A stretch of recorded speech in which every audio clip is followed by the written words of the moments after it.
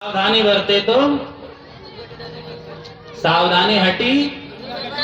हाँ, क्योंकि लेके आते हो ना, कोई किसी के पास पर्स है, किसी का मोबाइल है, कहीं रखा है, तो ये मत सोचना कि कथा सुनने के लिए केवल कथा के प्रेमी जन ही आते हैं या भक्त ही आते हैं। हर प्रकार के लोग आते हैं। सावधान पूर्वक सुनना चाहिए कथा, सावधान होकर के, ताकि कथा भी समझ में आ जाए और हमारा सामग्री भी।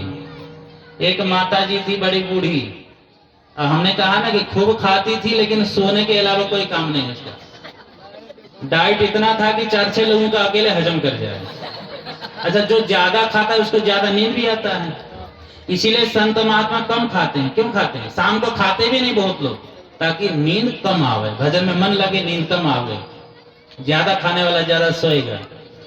तो अब वो, अच्छा, घर के बगल में ऐसे प्रांगण पड़ा, उसमें कथा चल रही थी। जब कथा चल रही थी तो उनके 2 बहुएं थी। तो बहू बड़ी भक्ति, वैष्णव थी, बड़ी भक्त थी वो।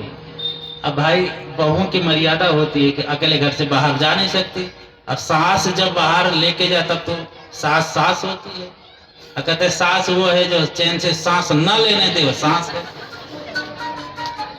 तो उससे कहे, अब बूढ़ी माता खाए और बस जहां खाए वहीं लुढ़क जाए बस। बहुएं कहेगी सुला दे। बड़े परेशान, बड़े दुखी, क्या करें।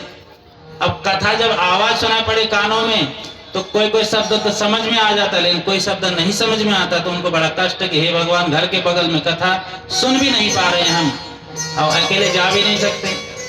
तो माता जी से कहा, पाँव दबा, अरे माता जी चलो। तो कहाँ सुने तो हमको, हटो जी। 1 दिन 2 दिन, एक दिन बड़ा प्रार्थना किया, जल्दी भोजन बनाई, खाए पिए, खिलाया पिलाया।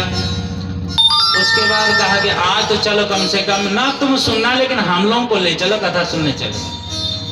तैयार कर लिए। अब जल्दी जल्दी करके चौका बर्तन आदि सब काम घर का सब करने के बाद बुढ़िया को लेकर के दोनों बहुएं चल पड़ी वहां से। बूढ़ी माता एक हाथ में ली लाठी, चश्मा लगाई, और एक उनके पास लोटा था बड़ा सुंदर, फूल का लोटा बड़ा सुंदर था। बहुत पुराने जमाने जब उनकी विदाई हुई थी तो उनको मायके से मिला था।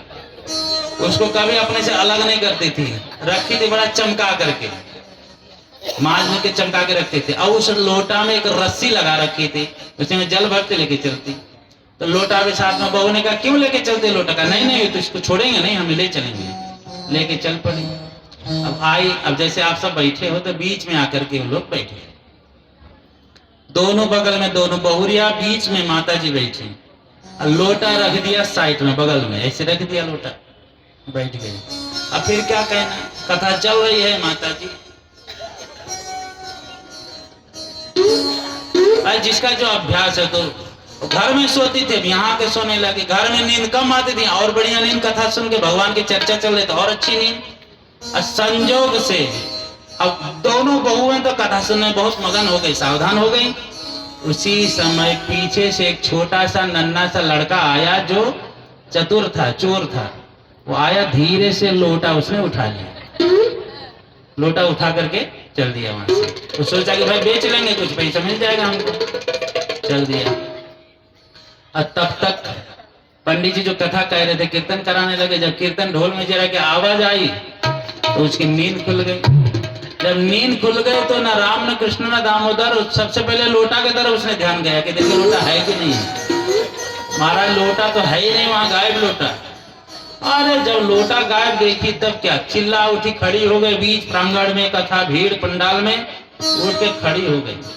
खड़ी होकर के चिल्लाने लगी, क्या कहती है, अरे पंडित बंद कर तू अपन गीता रामायण। पंडित जी ने कहा क्या बात है भाई, क्यों चिल्ला रहे हो? तो कहा क्या कहूं, हमारे तो सब लुट गया। क्या हुआ? अरे हमारे लोटा ले गए नारायण, हमारे लोटा।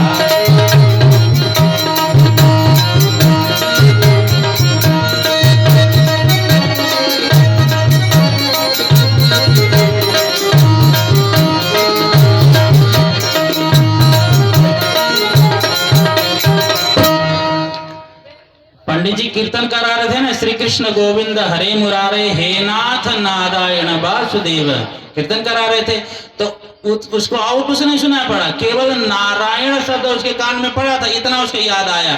तो अचानक वो जब बोल पड़े तो और कुछ नहीं निकला उसके मुख से, कहा कि हमारा लोटा नारायण ले गए।